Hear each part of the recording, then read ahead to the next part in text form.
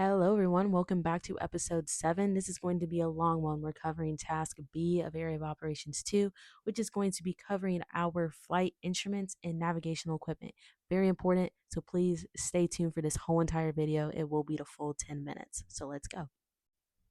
Alrighty, so first up here, we are going to be covering the pedostatic instrument system and their associated instruments. So this is going to be including our six pack.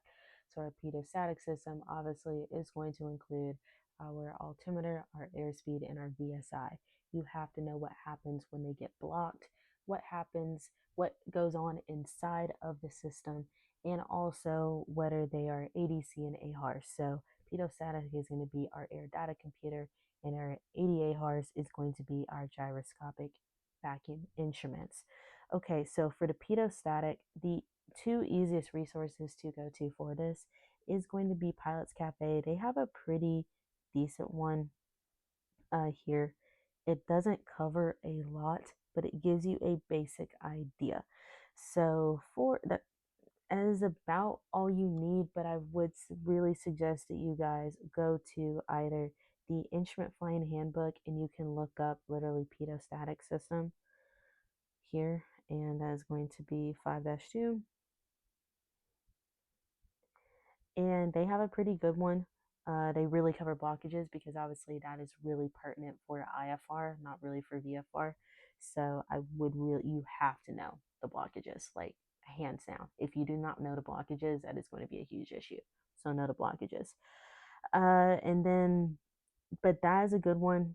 I also kind of like the way that the PHAC has it listed out.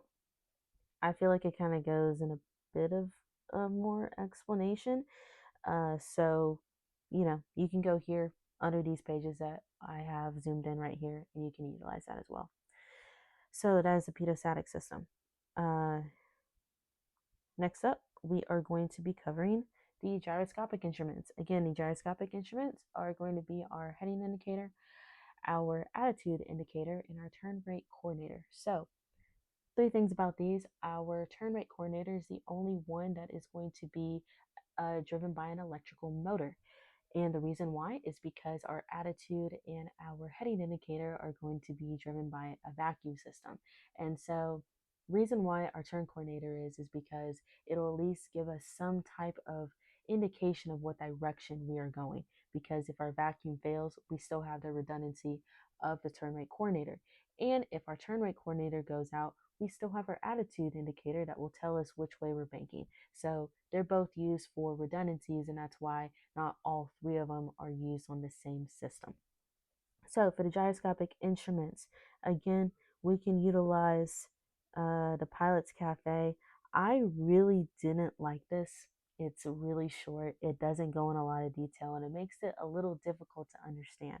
So this is where I would really suggest you guys go through the book and go to the Instrument Flying Handbook, go through the gyroscopic instruments, and that is under 5-16 right here. Goes through our attitude heading and turn and slip turn coordinator. All right, read those, get familiar with it, and understand how the gyroscopic instruments, what they are, and how they go in line with the AHARS. Basically, that's just our attitude heading reference system. It gives us all that information. And then the ADC is our air data computer that takes in all of the calculations that are in the pedostatic system and gives us all of our data that we would see in our airspeed indicator, our VSI, and our altimeter.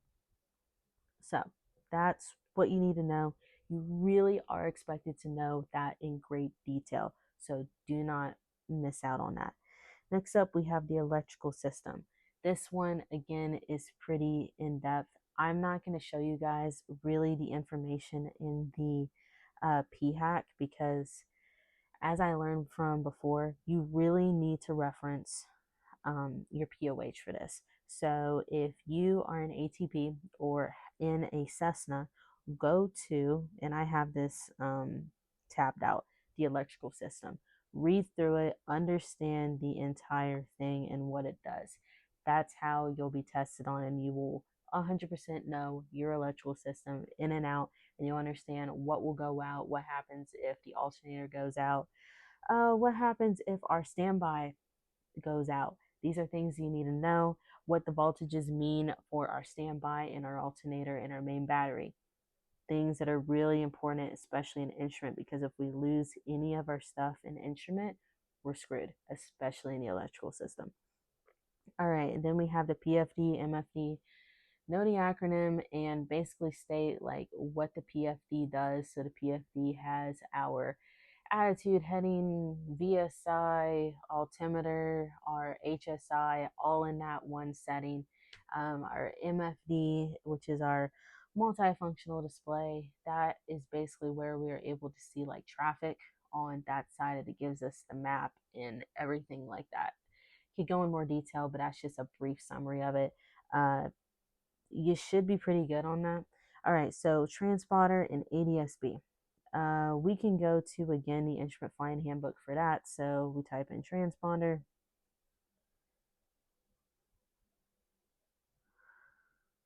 All right. I'm just showing you guys where to find this and you will do the work. So radar systems and transponders. We're going to go to 2-3.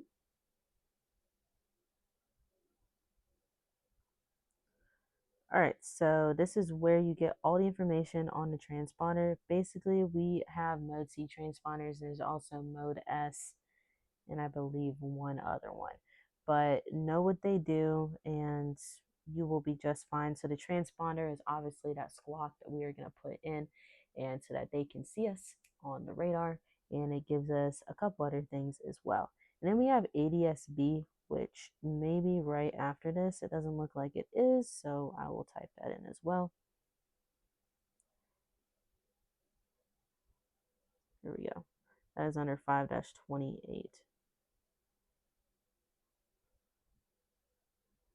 Again, ADSB is really important, especially in a G1000, but ADSB is our automatic dependent surveillance broadcast.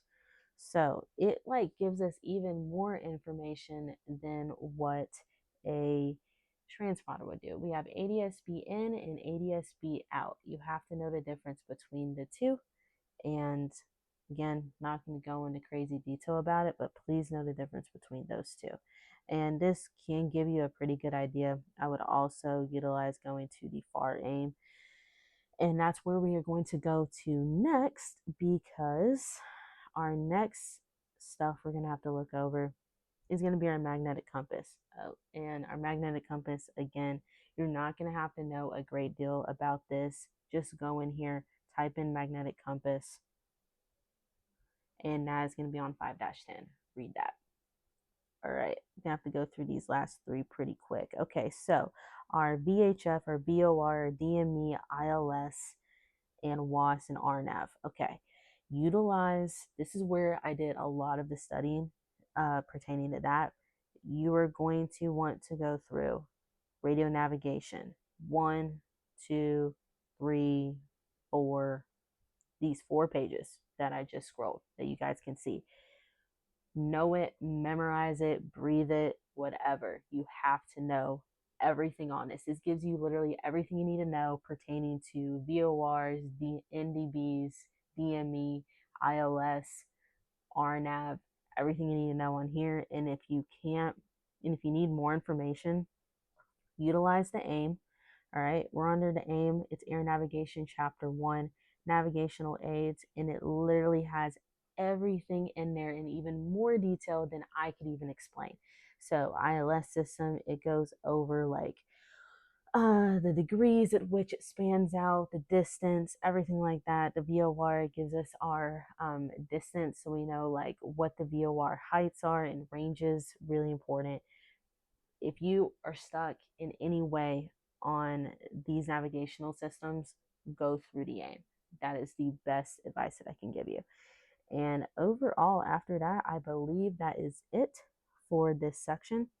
Obviously, using electronic flight bag, that's the ForeFlight, and know the differences between approved and non-approved navigational devices. And that is it. So hopefully that gave you guys an in-depth version of where to find all of this information.